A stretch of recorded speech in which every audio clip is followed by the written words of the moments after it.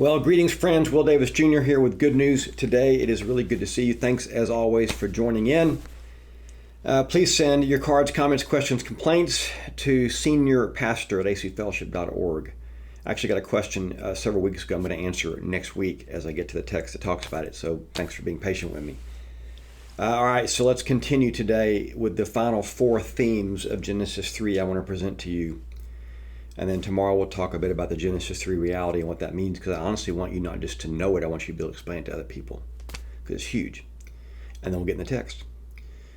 Whoo! We're moving, folks. Here we go. Okay, so final four themes of the third chapter of Genesis, which Billy Graham said was the most important chapter in the Bible, and many other scholars would agree with him. I'm not a scholar, but I agree with him as well. Let's begin with the theme of religion and works. Okay? There's a difference between religion and Christianity. There's a difference between religion and faith. And religion is man's best attempt to get to God, or in some cases, become God.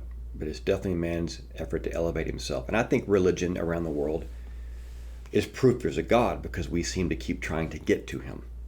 And it would be weird to try to pursue something for which we have no outside stimuli. So I think religion is a great argument that God exists. But when Adam and Eve sewed fig leaves for themselves and covered themselves up, it was an intention to make themselves once again acceptable to God. It was a failed effort, because the problem was not external, it was internal. But it was an effort through working and through doing and through modifying the external to make the internal acceptable, and thus regain what they had lost with God. And that is exactly what religion does. Religion seeks to modify the internal through external behavior, and to thus make oneself available to God, accessible to God, acceptable to God, or the same as God, depending on the religion. And it never works.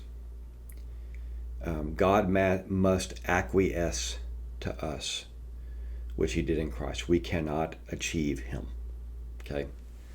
So theme number one is religion and works. And there's a lot of religion in the Bible that the Bible rejects. Secondly, these next three are the fun ones. Promise and victory.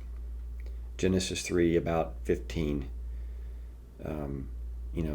Enemy, Satan, serpent, your offspring is going to bruise the heel of my offspring, or Eve's offspring, which would be Jesus, but he's going to crush your head. So the earliest prophecy of this final victory over evil comes in the third chapter of Genesis, and says the seed of Eve will beat the seed of the serpent. How good is that? So a lot of promises in the Bible. One of the first and most important ones is right there in Genesis chapter 3, which again sets the tone for all the other promises about Christ and the Messiah through suffering would crush the head of the enemy. Whew! Next, big introduction, grace.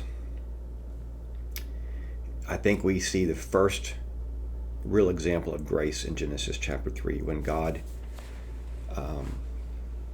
moves to cover Adam and Eve when they really couldn't cover themselves. They had done a shoddy job with fig leaves, and God says, let me do better than this. Let me clothe you. And that was not deserved, and that was not earned, and they weren't worthy. And that's exactly what grace is.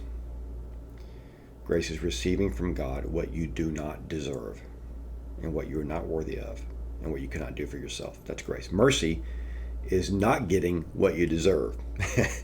Grace and mercy are both prominent, and I think they're both listed here in Genesis 3, but I want to point out grace here for just a minute, that God gave these people what they shouldn't have gotten, and that's grace. With this comes sacrifice, because animals died that Adam and Eve might be covered. And that's a forerunner of the animal sacrifices of the Old Testament and the ultimate sacrifice of the Lamb of God, Jesus Christ. Grace always comes at a cost.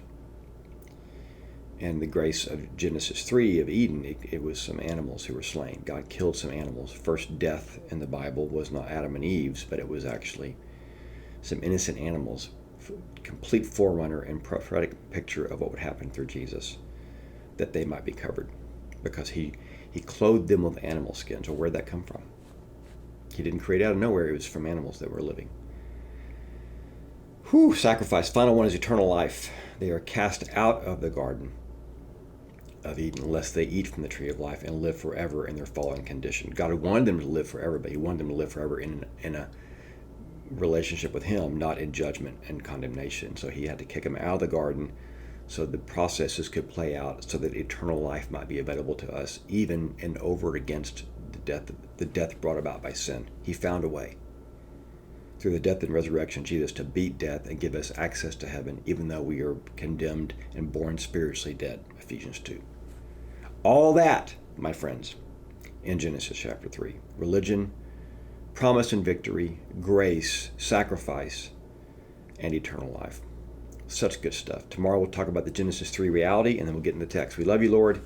Bless my friends today in Jesus' name. Thank you for the amazing teachings of Genesis 3. We love you. Amen. See you tomorrow.